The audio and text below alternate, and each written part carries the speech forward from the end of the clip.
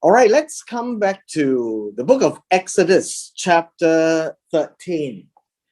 We left Exodus chapter 12 being a very major chapter with regards to the instructions of the Passover and why the Passover is so important, and to make very clear to the Israelites that the Passover belongs to God. Now, the entire narrative from chapter 12 and now chapter 13 is to remind the children of Israel that everything that's being done from here on is very much a dependence on God. Now, you may not come out, and it is not stated in a one-liner, but you can see from the narrative that God wants them to do things, and they are supposed to obey the commands, get the lamb or the goat, to slaughter it, to smear the blood, and to make sure that you eat unleavened bread, and so on and so forth, and what to do when they leave Egypt. But behind it all, I think we need to put at the back of our mind that it has to do with God, that everything has to do with God. And the Passover is to deal with the firstborn. Now, we talked about the firstborn in chapter 12, and the firstborn where the house does not have the blood will die. But the houses that has the blood, the angel of the Lord will skip over the house, and thereby the house will be saved. It would not be interrupted by any death. And that night, death will happen. Now, when we come to chapter 13, right here, the Lord spoke to Moses saying, "Consecrate to me all the firstborn, whatever opens the womb among the children of Israel, both man and beast. It is mine." Now, this is a very important phrase in verses 1 and 2. So let's break this down a little bit. I just want to spend time only on those verses that God puts a lot of emphasis. So if you look at it here in verse 2, it says, consecrate. The word actually means to make holy. But holy is actually a very abstract word. And consecrate also means to set apart. Okay? Set apart. And in particular, it comes very strongly, not merely as it's not an option to the Israelites. This is almost like an instruction, like a command, right? Set apart, just set aside to me all the firstborn. And by firstborn, it means that it is the first in the family. First in the family, and here both man and beast would be first in the family of the Israelites, the children of Israel, whether man or beast. So even in the family of the animals as a firstborn. Now, how do you know an animal is firstborn? And so it means that if the animal is giving birth, and the animal gives birth to many babies, right? The first of the lot would be the firstborn. And then the animal could give birth to many, many more down the road. But the first one that the womb opens. And this is important also because of the word womb. The word womb is rechem. It comes from the word racham. Racham means to have tender mercy, to be compassionate. And so whenever the womb that protects the baby opens up, the first one is important because it demonstrates the principle that God is merciful, God has compassion, God has tender mercy, because the baby can't do anything, and the mother's womb gives everything. And so God wants the first of it because it demonstrates a very important attribute of God, that God will take care of his children. So the firstborn is important. And so we learn about the firstborn when Abel, in Genesis chapter 4, brought the firstborn of his flock. And when we get into the book of Deuteronomy, it is to tell them, your first fruits are important as well. It's not just the womb, but when it's the first of the harvest, it makes important symbolism, just like the firstborn of the womb. And God says, it is mine. And it is to tell them that you are to set apart your firstborn, and that firstborn really belongs to God. Don't have funny plans with them. And this firstborn now is given more importance with regards to the Passover. Because in the Passover, the firstborn who are not protected by the instructions of God to smear blood on the lintel and the side posts, the doorpost, will be killed. And hereby obeying God and trusting him in his raham, that comes from the word womb, raham, is to know that God, as he listens to the cries of his people, will take care of them. And that's why this is important. Now, moving forward comes a very interesting instruction. He says, remember this day. This is the day when you leave Egypt. That is the Passover. You know, when you went out of Egypt, out of the house of bondage. Now, the word bondage basically means servitude.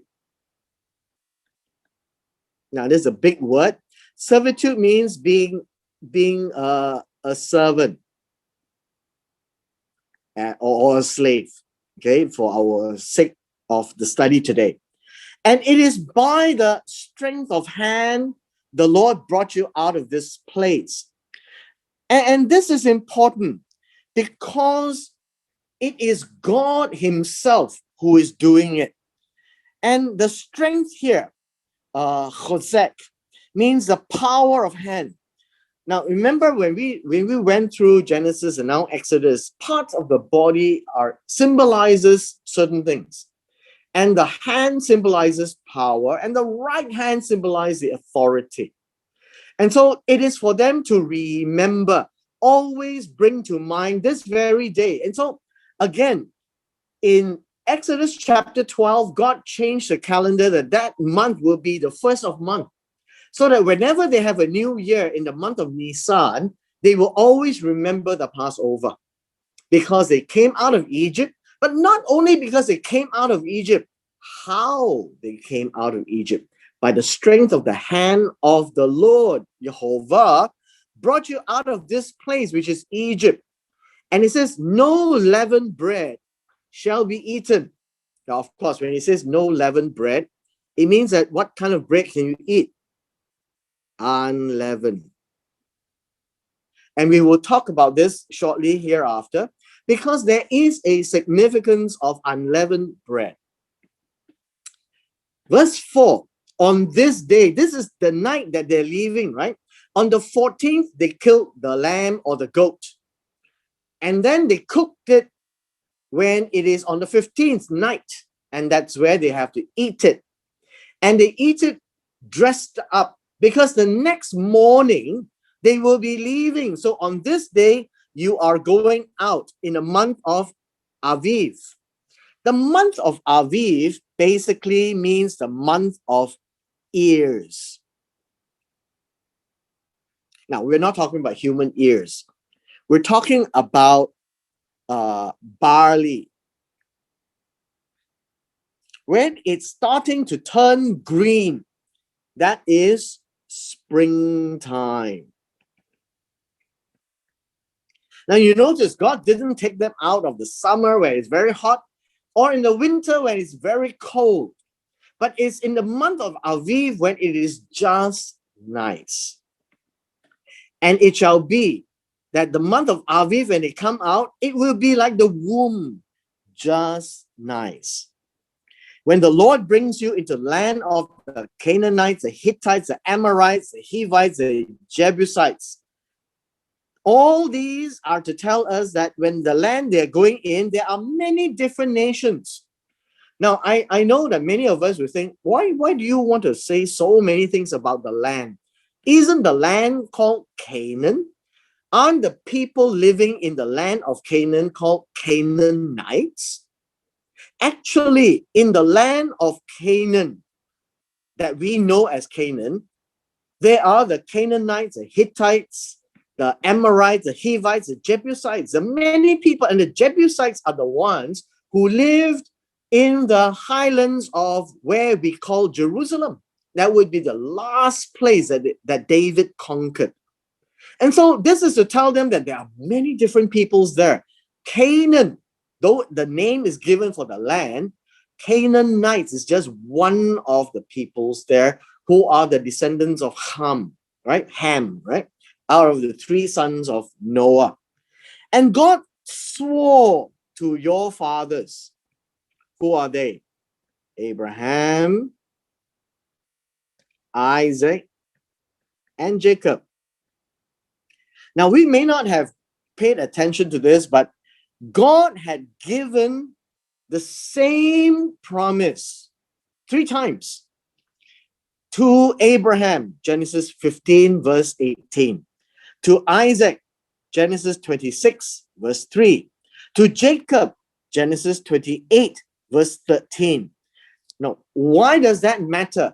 Because now in the book of Exodus, it is to remember that God has made a promise, and the word swear in Hebrew is to say it 7 times and you cannot break.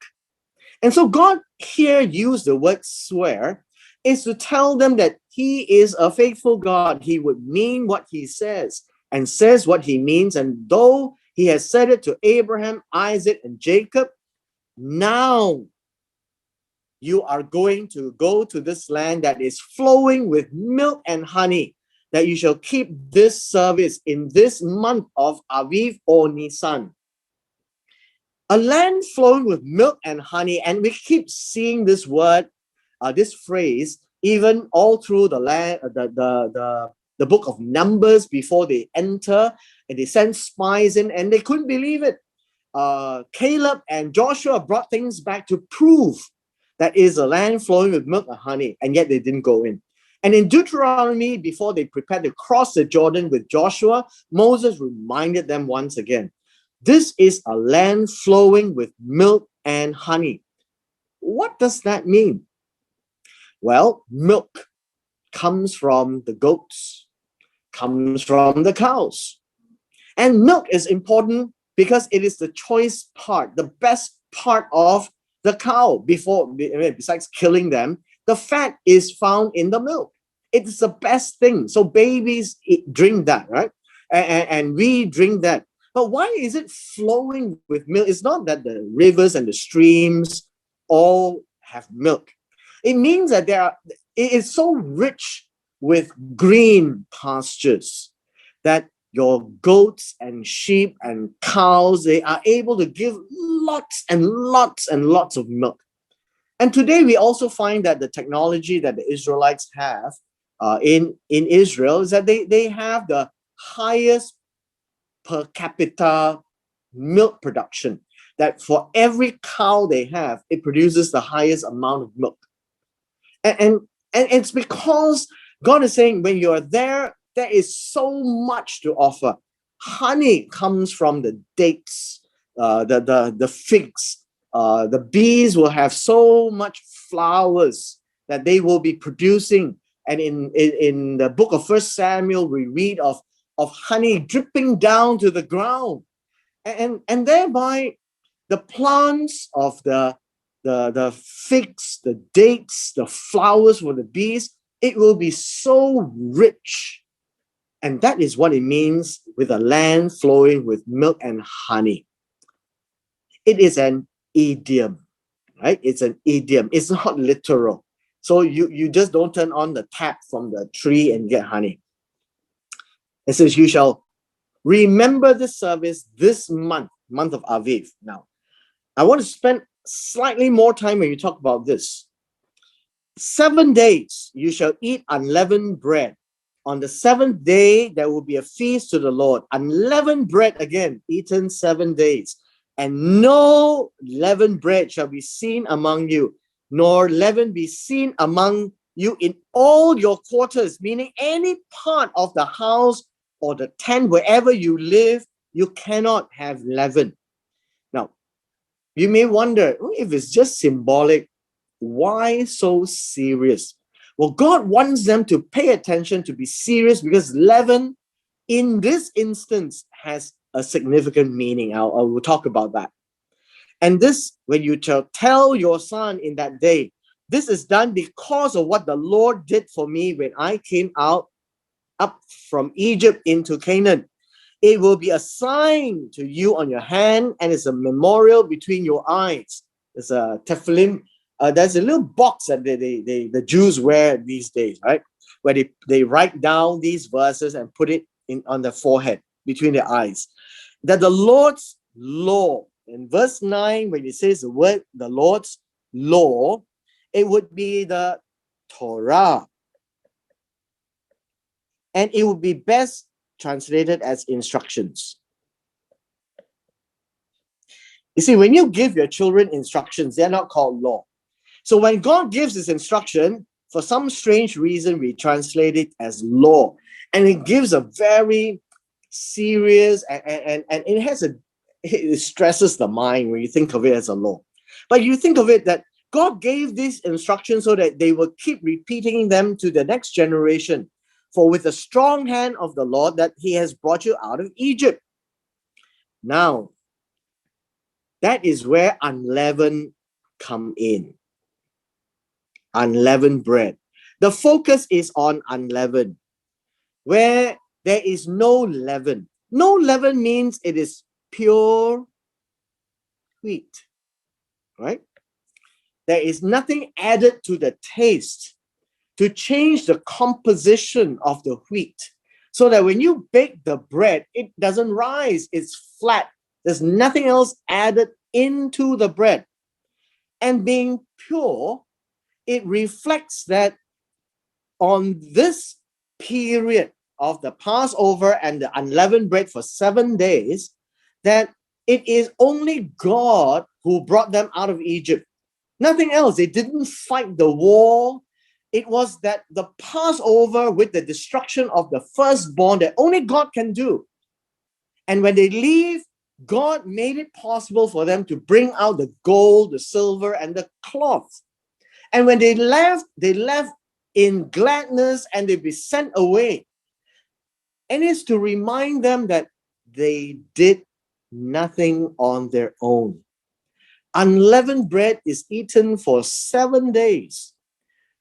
And some people say that on that day called the 14th of Nisan, where they are to slaughter the goat or the sheep, they are also to eat unleavened bread as a continuation, to remember that these are just symbols to represent what?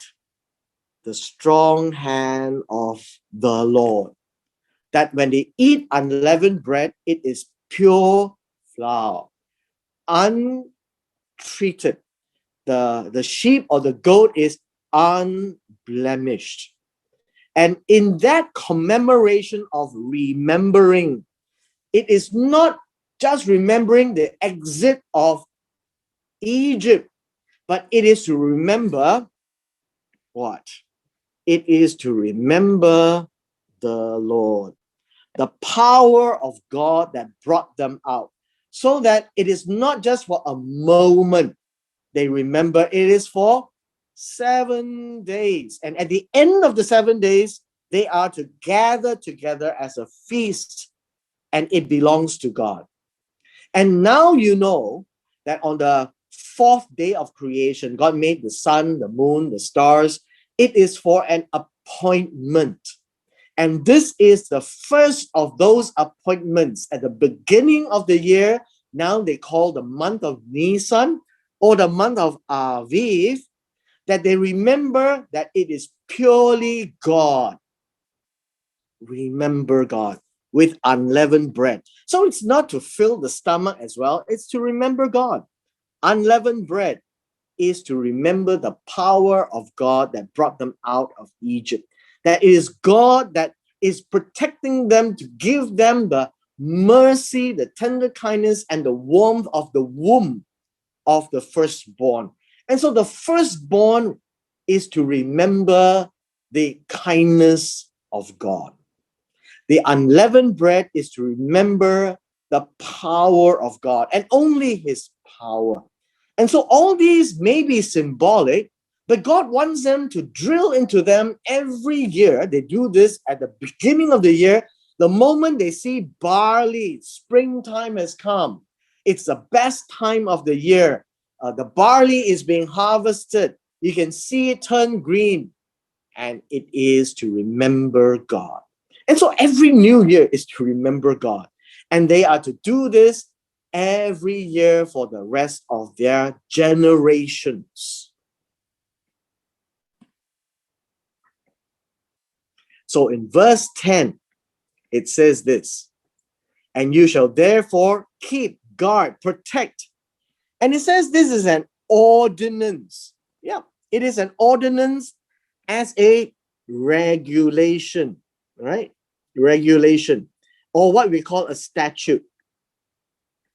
And why is it a statute? Because God has given what you should do, what you should not do, when you shall do it. You know, God doesn't say that for everything in life, but God says it for his feasts.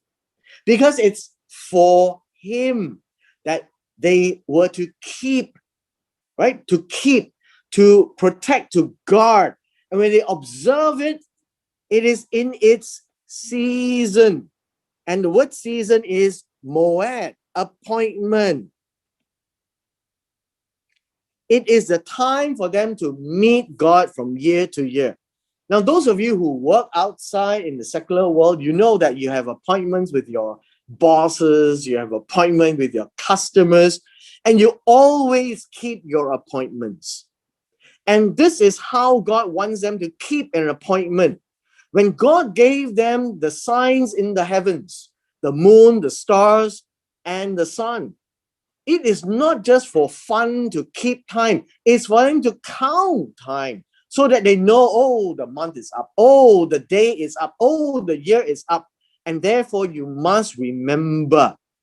You see, when God made this world, he showed them how to count time. And so the calendar becomes very important. Now, calendar doesn't mean very much to us. It's like another year. But to God and to the Israelites, the year means the repeat of what the year must be. That all these appointments are fixed every year. And so this is the first time that God says, I have an appointment with you. So this is a statute. I have told you what you must do and what you cannot do. And it's a statute because it gives you the boundaries of what can and cannot be done. So it's not just an instruction, but it gives you the borders of the feast and the appointment. Now in verse 11, and it shall be the Lord brings you into the land of the Canaanites. And this would be all encompassing. There will be all the 5 nations and more. There are smaller ones there that he swore to you and your fathers. And he gives it to you. See, the word give is a gift. They didn't buy the land, right? God says, I made this world, I own it, and now I promise it to Abraham, Isaac, and Jacob, and now to you. And I'm giving it to you. Now, how you're going to receive it, of course, you need to listen to God, right?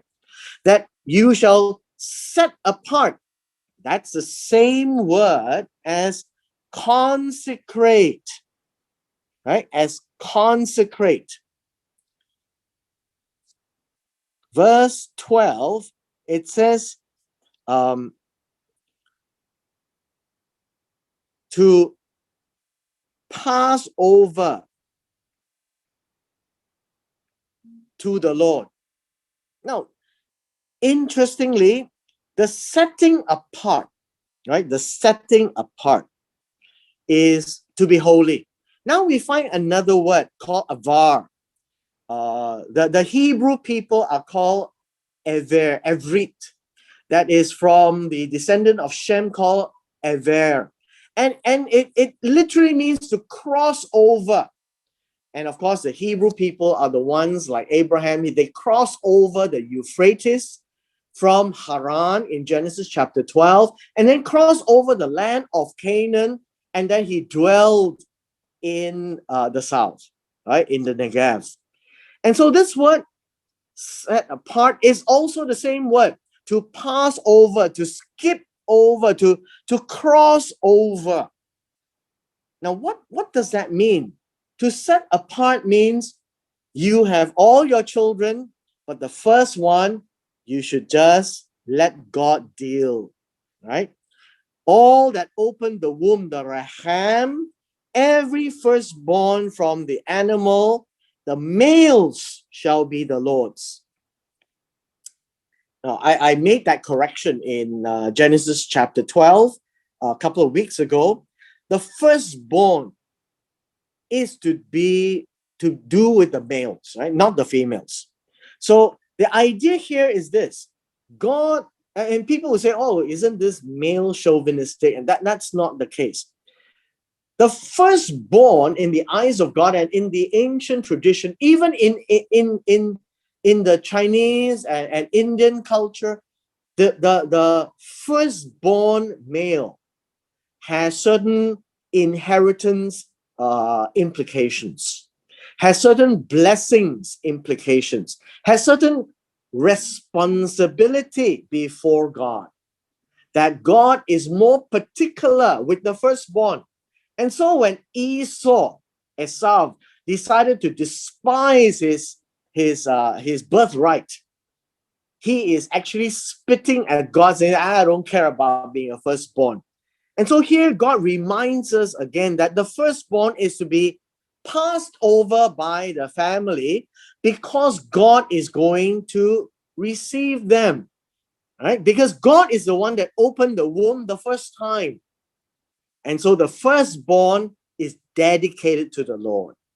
I think when you read the book of First Samuel, how Hannah prayed to God, it's all that you're so you are so full of gratitude to God to have a child. Now there is now in verse 13 a very strange phrase.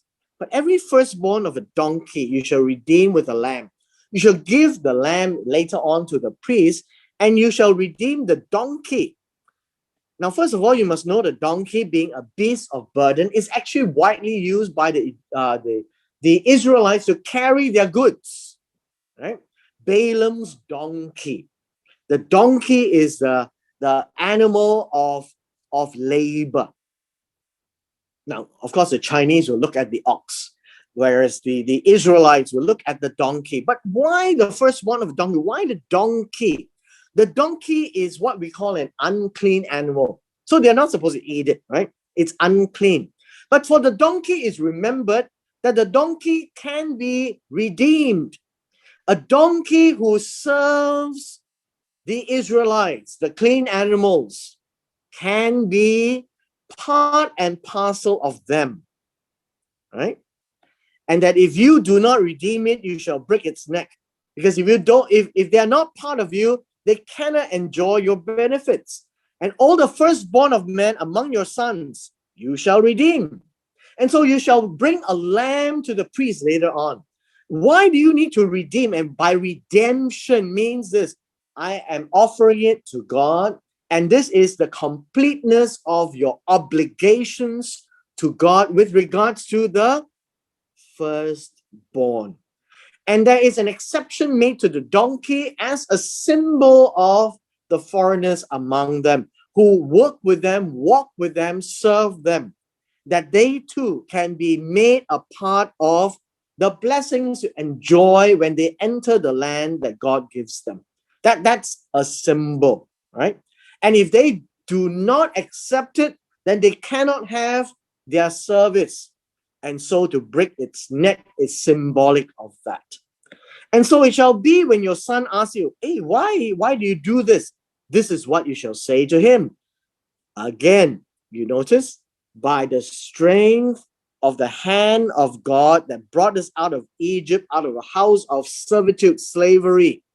The hand of the Lord reminds us of the matzah, the unleavened bread, by the pure power of God, nothing to do with them. And then carrying on, verse 15, and it came to pass when Pharaoh was stubborn about letting us go, that the Lord killed all the firstborn in the land of Egypt, firstborn of man, firstborn of beast, and without saying it so much, the firstborn of Pharaoh. Therefore, as a consequence, I will sacrifice to the Lord all males that open the womb, the raham, because of the raham. The raham, because of the raham of God, the goodness of God, the kindness of God, the loving kindness of God, the mercy of God to the woman who gives birth. And so that the firstborn of my sons I redeem. And God is using this to teach them of the goodness of God in the firstborn because of the womb. And the word womb, raham, refers to the raham of God. So one of these days we'll talk about it. And so it shall be as a sign on your hand and the frontlets between your eyes. So don't forget it, for by the hand of God, by the strength of the hand of the Lord, who brought us out of Egypt. So whenever you have the firstborn, you remember the kindness and loving mercy of God. Whenever you eat of the unleavened bread, the matzah, you remember the power of the hand of God. And it is God alone that did all these. So the Passover has immense symbolism. And they are to do that for 7 days and then gather to God. And God made this an official appointment, which they then call the statute or the regulation or the ordinance. Now, from verse 17 onwards, it is a description of why God did what he did. So it came to pass when the Pharaoh had to send the people away, that God did not lead them by the way of the land of the Philistines. What is the land of the Philistines? So let me just draw this map. If this is Egypt, and this is well, let me just use a different color to draw the river, right? This is the river, and this is the Nile. And this would be Goshen. Okay. And then let us continue with the map, and then it comes out to this. And then this is how it goes. Okay, this is Sinai, the Sinai Peninsula. And this is the Arabian Peninsula. Philistine, therefore, will be here, the Philistine. These are seafaring people. They were not originally there. They came from across the Mediterranean. They've been there for a long time. And this is how they are to leave. They are to leave not by this way, right? That would not be the way. And so God says, I will bring you to another way. And the other way would be this way. And where is the X that marks the spot? They are to go to Canaan, and Canaan is right here. And so, based on this map, you could see two things. One, God did not take them the shortest way. And later we will read why not. God took them the longest way. And thereby, eventually, they still arrive at the same place. But there is a reason. So let's look at the reason.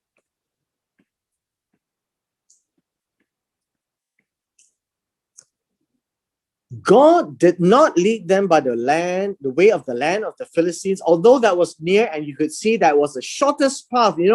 In math, we say the shortest distance between 2 points is a straight line.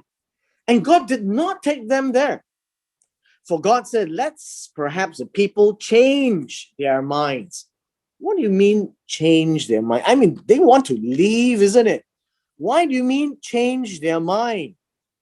And to change your mind, this word is nacham. It is to repent, to relent, to be sorry, to don't want it anymore, right? And why would they do that? Because God says when they see war, it will be with the Philistines. And you remember who was a big man in Philistines who came to fight the Israelites in 1 Samuel? That would be Goliath. And so the Philistines will always fight because they will protect the land, and they would want more and more because they came to conquer. And so if they had left Egypt, although they were 1 million plus people, they would not be able to fight the Philistines. They are the strongest of all. And so God says it's not time yet. So the moment they see war with the Philistines, they will go back to Egypt. That's what it means by change their mind. So, oh no, I prefer to die in Egypt. Why do I want to die out there? Right? There is a better place to die, and die in a place where there's no food to eat, no water to drink. So they want to go back to Egypt. And so God says, I don't want them to do that. So God led the people around by the way of the wilderness of the Red Sea. And so they have to cross a long way, cross the Gulf of Aqaba into the wilderness of the northern Arabian Peninsula. And the children of Israel went up in orderly ranks out of the land of Egypt. Now, the word orderly ranks is a very interesting word.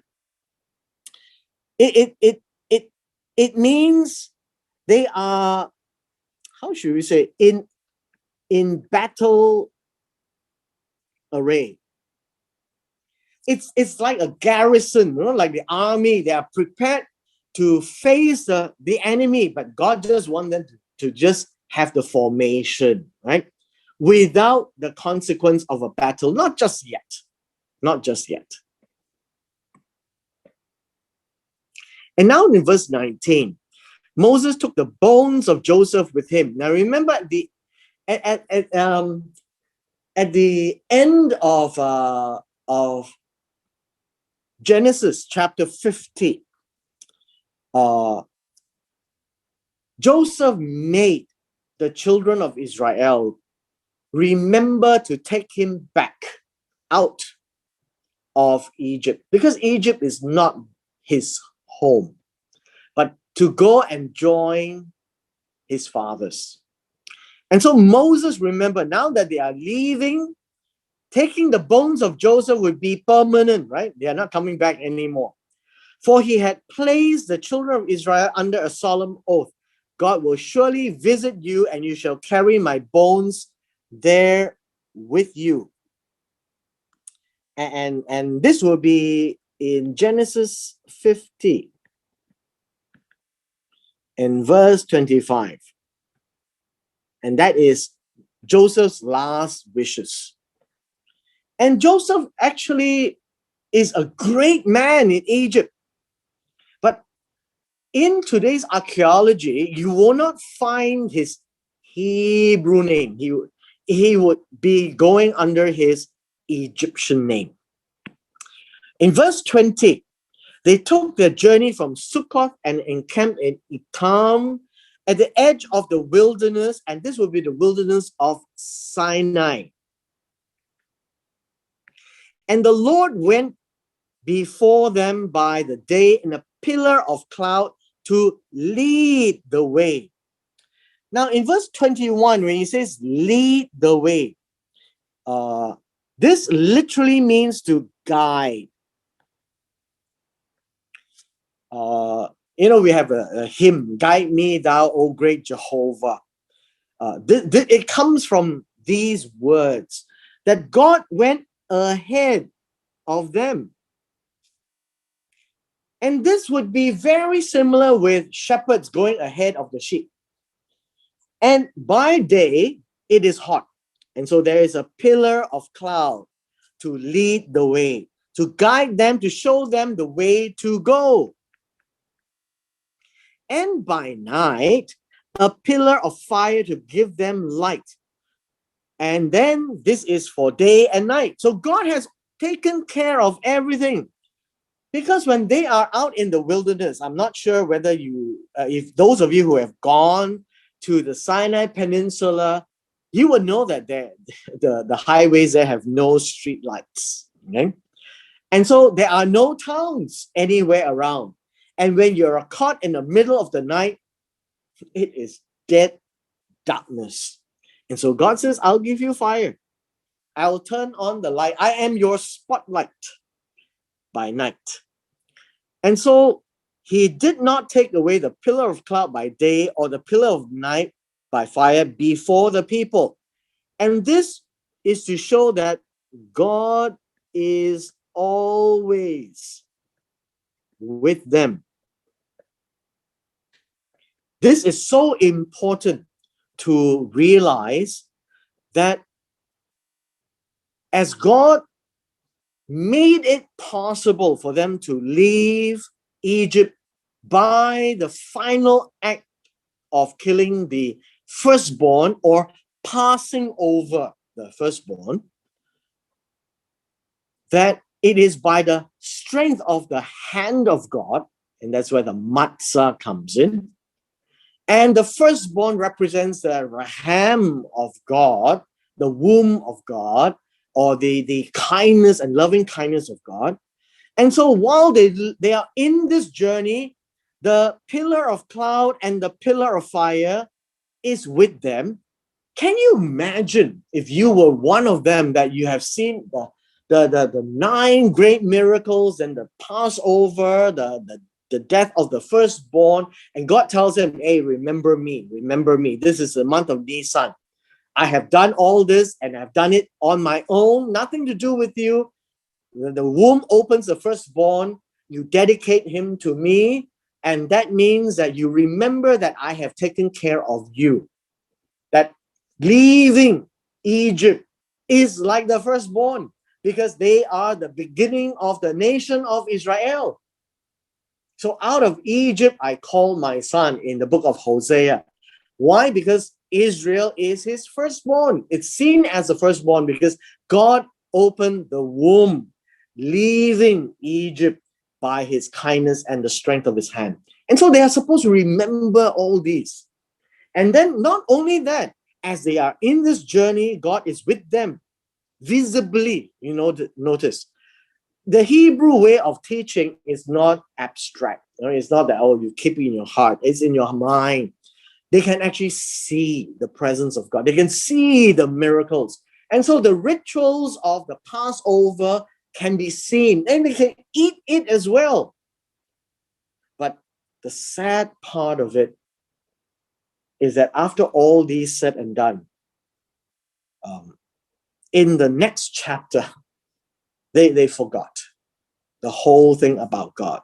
And so we leave and end chapter 13 on a high note, that they are ready, they are going, they have left Sukkot, they are now in Etam, in the edge of the wilderness, and they are moving forward, crossing the wilderness. And this is the way of the wilderness, not the way of the Philistines, which is the shorter way.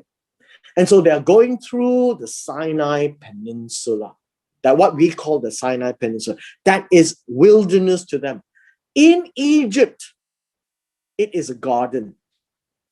This is the wilderness still of Egypt, and those days will be the same as today. One of the most interesting things when we get to the Sinai Peninsula, if you follow me on the trip, is that it looks exactly the same when God took them out of Egypt. Now, in closing, let me just assure you this thing about this wilderness. When we are in the wilderness of Sinai, it looks everything the same. It's rocks, it's hills, it's rocky way, and you go through the cracks of the hills and whatnot. But the Israelites, when they took the Sinai Peninsula in 1967, in the 6-day war, before they gave back the Sinai Peninsula to Egypt as a peace treaty with Anwar Sadat, what I was made to understand was that the Israelites mapped out the whole of the Sinai Peninsula as to where are the safest trails to walk. And they trace the trails of the safe path through the Sinai Peninsula. It means that there are ways to travel in the Sinai Peninsula that we cannot see on the ground, but you can see in the air. And how God were to lead them, only God knows. And so when they took their journey, and this journey through the wilderness, that the Lord went before them by day in a pillar of cloud to lead the way, by night with a pillar of fire to give them light. That is another aspect that only God knows where to go. And so they didn't have Waze or GPS, right? And so where they go is also determined by God. So what did God want of them? Follow.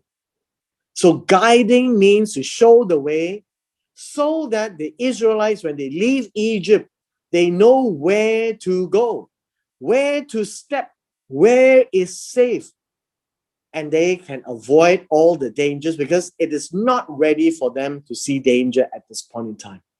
And so with this, we end chapter 13.